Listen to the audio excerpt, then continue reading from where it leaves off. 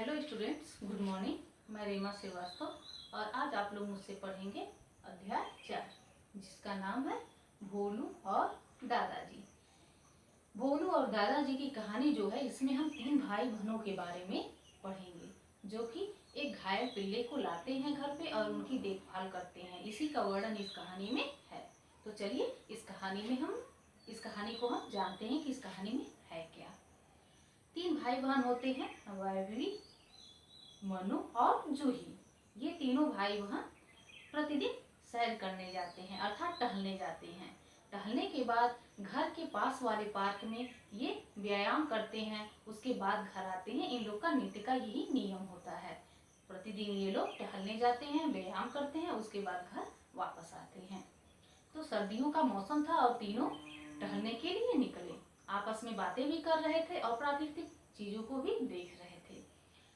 ये पार्क के पास पहुंचने ही वाले होते हैं कि तब तक कुकू की आवाज होती है। कुकू की आवाज सुनकर तीनों ही रुक जाते हैं। वह भी बोलती है, ये तो आवाज जैसे लग रही है कि किसी पिल्ले की आवाज हो। तब तक कुकी की आवाज फिर से सुनाई देती है और जूही बोल उठती है कि लगता है ये आवाज सामने वाले नाले से आ रहा है। चलो देखते हैं कहीं कोई पिल्ला नाले में तो नहीं गिरा है जो बोल रहा है। तीनों जाकर नाले में देखते हैं तो सच में एक छोटा पिल्ला नाले में गिरा होता है। उस पिल्ले को देखकर मनु, जो उन सबों का भाई था, छोटा था, वो सबसे छोटा था चूंकि, तो वह ज्यादा परेशान हो गया। वो बोला, दीदी इसे निकालो ना, देखो कैसे ठंड से कांप रहा है, कैसे दुबका हुआ है। जूही बोलती है, अच्छा रुको, मैं इसे निकालने की कोशिश करती हूँ। ऐसा कहकर वह नाले में उतरती है। नाला सूखा होता है इसलिए उसे ज्यादा दिक्कत नहीं होती है। जैसे ही जूही पिल्ले को पकड़ने की कोशिश करती है, पिल्ला डरकर और दुबक जाता है। पिल्ला के दुबकने पर जूही बोलती है, अरे भाई डरो नहीं, मैं तुम्हें बचाने आई हूँ, नुकसान पहुँचाने नहीं आई हूँ। ऐसा कहकर वो पिल्ले को उठाती है और उसके बाद लेकर तीनों घर चले आते हैं। जब घर पहुंचते हैं तो देखते हैं कि दादाजी उसके बगीचे में व्यायाम कर रहे होते हैं। दादाजी की नजर जब जूही के गोद में पिल्ले पर पड़ती है तो दादाजी नाराज हो उठते हैं और कहते हैं कि जहाँ से ले आए हो वहाँ पे छोड़ दो, इसे घर के अंदर मत ले जाओ, इसे बाहर छोड़ कर आओ तुम लोग। तो जूही बोलती है, दादाजी ये ठंडक में कांप रहा था और नाले में गिर गया था। मनु ने बोला, देखिए ना, बेचारे के पैर में चोट भी लगी है। तब तक वह भी बोलती है, पता नहीं इसने दूध पिया भी है कि नहीं, सुबह से कुछ खाया पिया भी है कि नहीं। ऐसा कहकर तीनों उसको लेकर घर के अंदर चले जाते हैं। वह भी पिल्ले को नहलाती है और मन्नू उसके जख्मों को रुई पे दवा लगाकर साफ करता है। जूही चली जाती है उसके लिए दूध लेने। वह रसोई घर में जाके माँ से गर्म दूध लेती है और लेकर आती है। पिल्ला गर्म दूध पीने लगता है।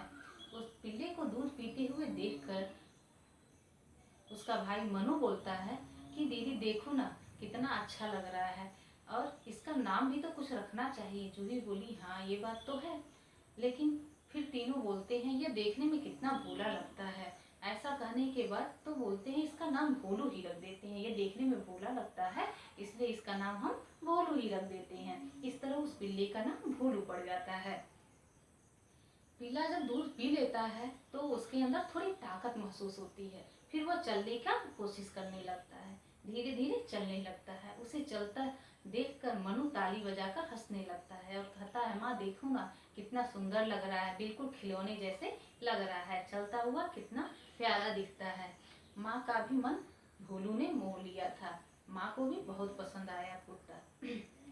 अब पिल्ला उन तीनों के साथ इतनी अच्छी तरह घुल मिल गया कि उन सबों के साथ फुटबॉल खेलता, क्रिकेट खेलता, गेंद को दौड़ कर ले आता और उनके आसपास ही रहता। बच्चों को भी बहुत आनंद आता पिल्ले के साथ। पिल्ला सब घर के प्रत्येक सदस्य धीरे धीरे घुल मिल गया। दादी से भी, मम्मी से भी, पापा से भी। पापा भी जब दफ्तर से आते तो उनके आगे पीछे भोलू क्या करता, दौड़ता कूदता।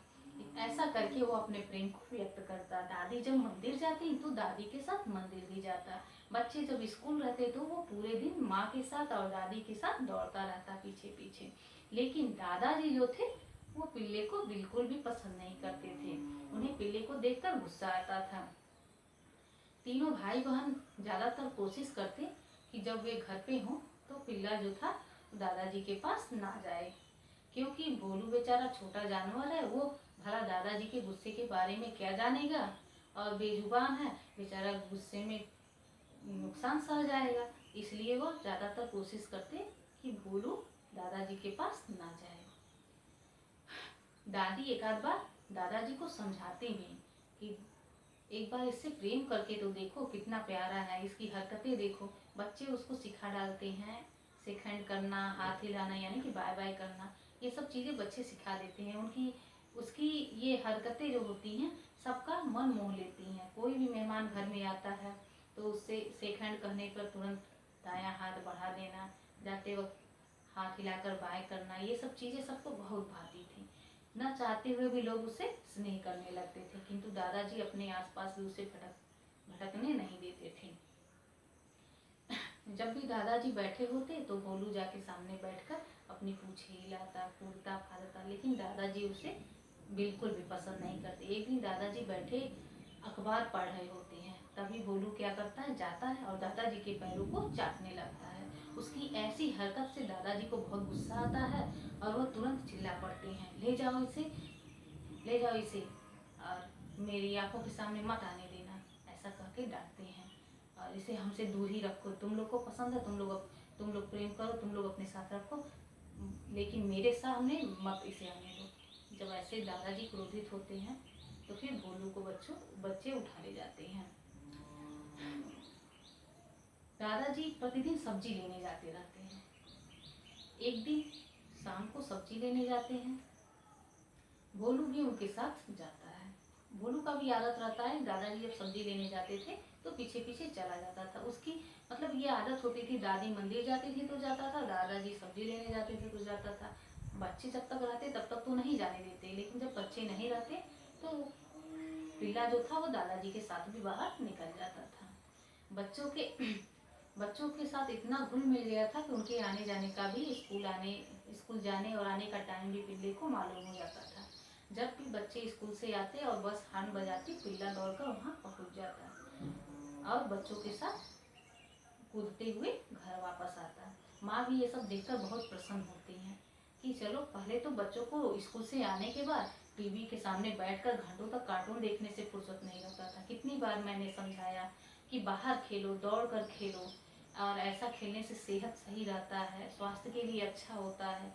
दिन भर बैठकर या फिर छुट्टी वाले दिन दिन भर बैठकर या फिर स्कूल के बाद आकर बैठकर केवल टीवी देखते हो तुम लोग, इसका बुरा प्रभाव शरीर पे पड़ता है। लेकिन कोई सुनता नहीं था। लेकिन अब जब भोलू आ गया है तो सब बच्चे टीवी तो देखना भूल ही गए हैं। स्कूल से आने के बाद अपना होमवर्क वगैरह करने के बाद वो सब अगर खेलना पसंद करते हैं तो भोलू के साथ दौड़ धूप कर ही खेलना पसंद करते हैं। ज़्यादातर बच्चे फुटबॉल खेलते हैं ताकि भोलू बॉल को पकड़ कर ले आए या उसे पैर से डुबराता हुआ लेकर आए। माँ बहुत प्रसन्न होती, चलो बच्चों की आदतों में सुधार तो आया। लेकिन दादाजी का वही हाल था। तो उस दिन जब दादाजी सब्जी के लिए गए मार्केट तो भोलू भी उनके साथ चला गया। जैसे ही दादाजी सब्जी वाले से सब्जी खरीद कर पैसा देने के लिए पर्स बाहर निकाले, वैसे ही एक बदमाश ने उनके हाथ से पर्स छीन लिया।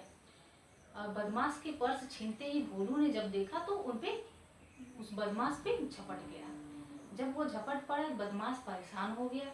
अंत में उसे हार मानकर पर्स दादाजी को वापस देना पड़ा। उस दिन जब दादाजी भोलू को अपने गोद में लेकर सहलाते हुए घर वापस आए सब्जी के साथ, तो सभी लोग आश्चर्यचकित रह गए कि क्या बात है, दादाजी जो भोलू से इतना नफरत करते थे आज क्यों गोद में लेकर आए हैं। सभी लोग खुश भी हुए देखकर और आश्चर्यचकित भी हुए। जब कारण जानने की कोशिश की तो दादाजी ने बताया कि आज सब्जी लेते वक्त मतलब जो घटना हुई थी बताया। और उस दिन से भोलू को दादाजी भी प्रेम करने लगे। भोलू उस दिन सिर उठा के ऐसे सबको देख रहा था जैसे वो कह रहा हो कि आखिरकार मैंने दादाजी का भी दिल जीत ही लिया। तो भोलू अपनी चंचलता से और अपने व्यवहार से, अपनी चंचल व्यवहार से, नटखटता से सभी का दिल जीत लिया था। तो पशु भी प्रेम के भूखे होते हैं। जानवरों को भी हम प्रेम करेंगे तो बदले में वो हमें प्रेम देंगे। और हमें ऐसी स्थिति में अगर कोई जानवर दिखता है तो उसका मदद करना चाहिए। यही इस कहानी का सीख है। जानवरों से भी दोस्ती करनी चाहिए, प्रेम करना चाहिए, उनके सुख दुख का साथी बनना चाहिए। हम ये नहीं करते कि सभी जानवरों को पाल ही लिया जाए, नहीं, लेकिन अगर अगल बगल कोई जानवर ऐसा दिखता है जिसे आपकी सहायता की आवश्यकता है या आपकी सहायता से वो बच सकता है, मरने की कगार पे वो बच सकता है, तो मदद करनी चाहिए। धन्यवाद। इस कहानी में इतना ही। Next chapter next day. Bye bye.